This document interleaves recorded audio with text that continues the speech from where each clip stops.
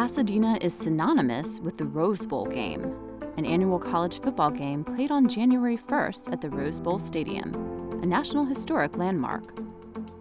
I'm going inside this massive sporting venue with Jen Whedon. The stadium was built in 1922. It was originally built for the Rose Bowl game, so the background was that the city of Pasadena and the Tournament of Roses decided to put together a parade. They wanted people to see how great their weather was on January 1st. It is pretty amazing, nice. Yes.